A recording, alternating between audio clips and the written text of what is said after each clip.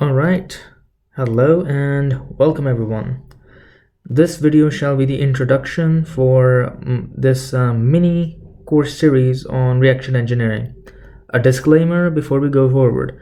This is not, I repeat, this is not endorsed by any of your professors. I am not your substitute professor. I am not your substitute professor. This is just meant to be used as a resource. Okay, just meant to be used as a resource. With that said, I would like to welcome everyone. And this is going to be a very non-boomer approach to reaction engineering. This is going to be a very gamer approach to engineering. All right, now the tables have turned.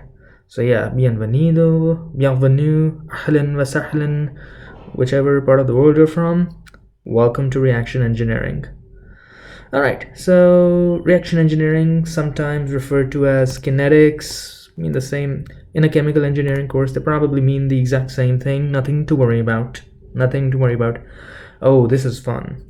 The textbook, Elements of Chemical Engineering, Chemical Reaction Engineering by H. Scott Fogler. And it doesn't matter which edition. I think the 5th edition is the latest one. But if you have a 4th edition, doesn't matter. It does not matter at all. For an undergraduate course, it's not going to make that much of a difference. What a beautiful book this is. Oh my god, what a beautiful book this is by Dr. H. Scott Fogler at, I believe he's at University of Michigan and Ann Arbor.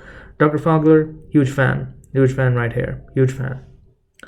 And yeah, since the Grandmaster has already explained reaction engineering so well in this gem of a textbook, this is the one that I shall be following.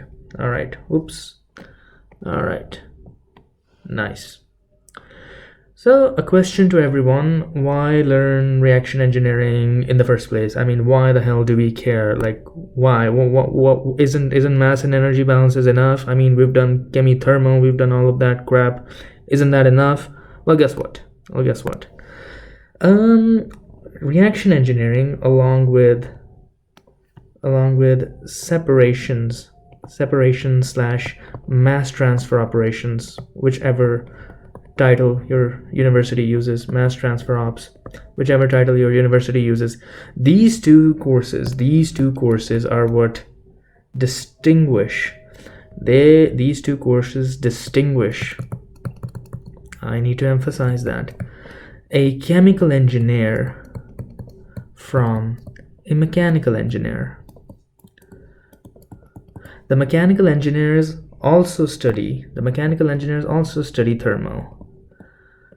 They also study fluid mechanics. They also study heat transfer, and to some extent, they have a preliminary understanding of mass transfer, just a little bit.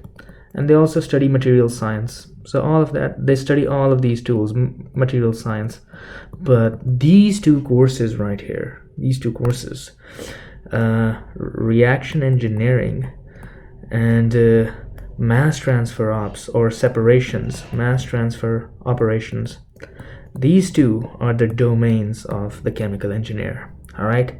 If you have a good grasp on reaction engineering and mass transfer operations, congratulations, you've now become a much more employable chemical engineer than a mechanical engineer. Congratulations. Some helpful tools. We're going to be using a lot of numerical methods to solve ordinary differential equations, to solve ODEs. Okay? And for that, we're primarily going to be using, the resource that we're going to be using is primarily going to be MATLAB. The ODE solvers in MATLAB. You have ODE 45, you have ODE 23S, ODE 15S, I believe, is another one. All these can be found on the MathWorks website. For details, you can refer to the mathworks.com website. Okay? Which ODE solver to use when? It depends on what kind of reaction you're dealing with. If you have multiple reactions, if you have parallel reactions, what do those terms even mean? We're going to get to that, but for now, this is just a intro. All right. Now the pillars, all right, the pillars. What holds reaction engineering together? Let's deconstruct this entire subject matter. Let's deconstruct this entire reaction engineering course. Like, where does it come from? First of all, you need to have a good grasp on mole balances. And if you're a chemical engineer and you have come this far, it is usually expected of you that you have a good grasp on mole balances. And the rest of the stuff is the next step is going to be kinetics information. This comes from a understanding of the reaction. So if any of you happen to have taken a PChem, a physical chemistry class, then you've already set yourself to be more successful in this course, because we're gonna get the kinetics of the reaction are gonna be crucial to how fast the reaction is, and how fast the reaction is determines how big your reactor is gonna be. Okay, and what else? We're gonna be using some very simple stoichiometry. We're gonna be using stoichiometry. And we're also going to be using just a little bit of microscopic shell balances. If you've taken a transport phenomena class, we're gonna not go too in depth into this, but this will, it will pop up, but it's not gonna pop up in a very rushed, in a very intimidating manner, but we're gonna deal with it, don't worry. Stoichiometry, mole balances, and yeah, finally, when you're dealing with non-isothermal reactors, you're also going to need the energy balance, of course. So these are basically the different pillars. These are the various pillars. Energy balance, let me squeeze that here. I hope you guys can see it. Please let me know in the comments if this is becoming too rushy, if this is becoming too bogged up, so that I can take your feedback and update. All right. Okay. So right now in this class, the discussion is going to be mostly based on ideal reactors. So I'm just going to mention the types of ideal reactors that you're going to be dealing with. You're going to have a batch stirred tank reactor. All right, I need to learn how to write faster if I ever want to keep doing this.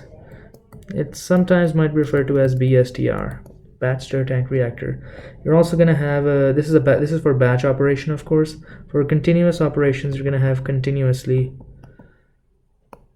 stir tank reactors.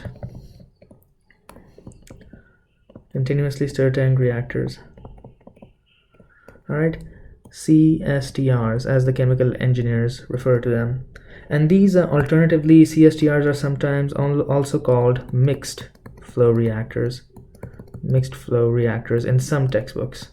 They both mean the same exact thing. So MFRs, the same thing.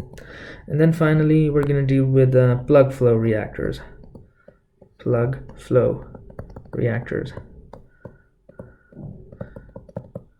Okay, and these will be abbreviated as PFRs in our discussion forward. All right, so just to give you guys a quick recap again, welcome to this course, and I'm going to be following this textbook and maybe some references from other textbooks that I'll give you guys a bibliography. Reaction engineering and separation, mass transfer ops, those are the special trade. That's what chemical engineers are supposed to specialize in. And yep, the tools, we're going to use some numerical methods to solve our differential equations. And the pillars, well, mole balances, energy balances, kinetics, stoichiometry. You need to know how to balance your equations. You need to know if A goes to B, B goes to A plus 2B, all that good stuff from Gen Chem will come in handy. Microscopic shell balances, this is usually taught in a transport phenomena class. Again, if you don't remember any of transport phenomena, that is perfectly fine. No need to worry.